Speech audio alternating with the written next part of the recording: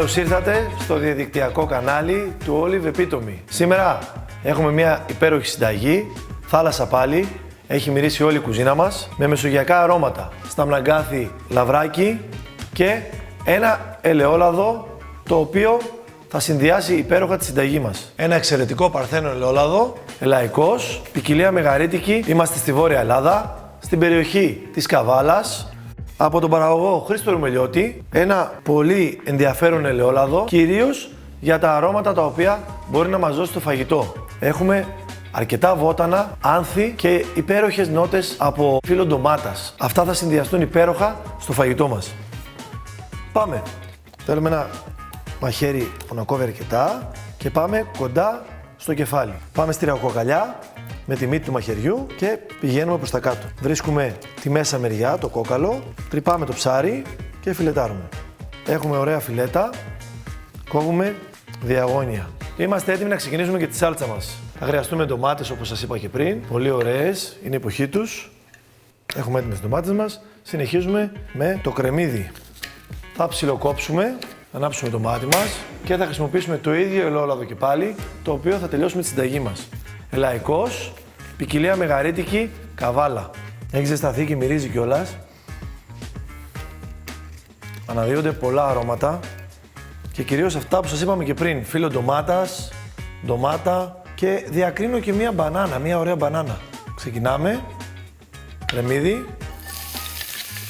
Θα ρίξουμε και σκόρδο. Μπορούμε αν θέλετε να ρίξουμε και το σκόρδο ολόκληρο όπως είναι και να το αφαιρέσουμε. Εγώ θα το κάνω 2 χοντρά κομμάτια. Μπορείτε να το χρησιμοποιήσετε και ψιλοκομμένο.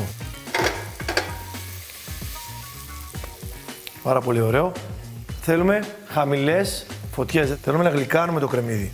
Λοιπόν, το κρεμμύδι και το σκόρδο είναι έτοιμο και θα ρίξουμε κρασάκι. Σε αυτό το στάδιο περιμένουμε λίγα λεπτά να χαμηλώσει το κρασί, να γίνει λίγο πιο συμπυκνωμένο. Τώρα είναι η σειρά της ντομάτας. Είναι πάρα πολύ ωραίο. Ήδη να κόψουμε και λίγο φρέσκο θυμάρι που το χρειάζεται. Μες στη σάλτσα μας. Θέλουμε λίγο μαύρη ζάχαρη. Αν σας αρέσει και το μέλι, μπορεί να χρησιμοποιήσετε μέλι. Και όσο η σάλτσα μας γίνεται, μπορούμε να ξεκινήσουμε τα χόρτα. Το νερό μας έχει βράσει, ρίχνουμε αλάτι και έχουμε ωραίο καθαρισμένο πλυμμένο σταμναγκάθι. Θέλουμε τις βιταμίνες που σε συνδυασμό με το ελαιόλαδο θα ανεβάσουν το πιάτο διατροφικά. Νομίζω είναι έτοιμα, έχουμε μαλακώσει.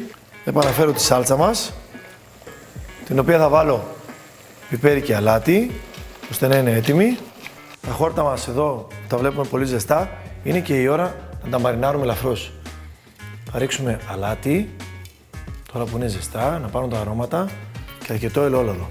Θα ρίξω και λίγο ξύσμα από λεμόνι και λίγο από λάιμ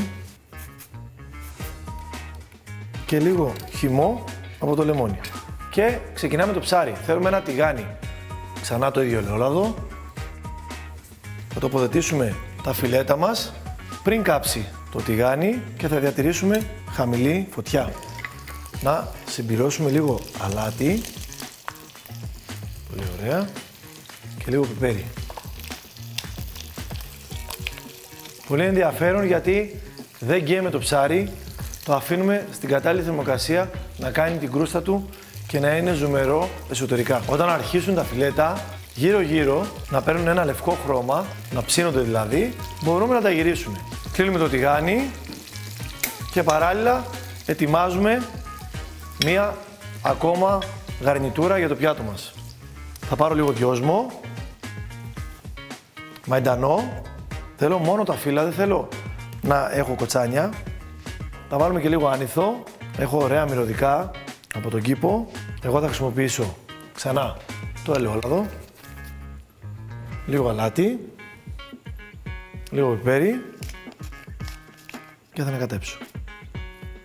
Είμαστε έτοιμοι να στήσουμε το πιάτο μας. Λοιπόν, να διαλέξουμε ένα πιάτο, να ξεκινήσουμε με τη σάλτσα ντομάτα. Θα δείτε ότι δεν έχει ψηθεί τελείως. Είναι ακόμα τα κομμάτια της ζουμερά, μεγάλα. Τοποθετούμε στο πιάτο. Συνεχίζουμε με τα χόρτα. Είναι ακόμα ζεστά. Μυρίζει το ελαιόλαδο, μυρίζει το λεμόνι. Πάρα πολύ ωραία. Το ψάρι μας. Δύο ωραία φιλέτα. Τελειώνουμε με τη σαλατούλα την οποία φτιάξαμε για να γαρνίρουμε από πάνω το ψάρι μας. Δείτε τώρα πόσο εντυπωσιακό θα γίνει με τα φρέσκα μυρωδικά από πάνω. Λίγο ελαιόλαδο. Πάρα πολύ ωραίο. Κοιτάξτε πάλι χρώματα. Νομίζω ότι πιο Ελλάδα δεν γίνεται. Καλή σας όρεξη.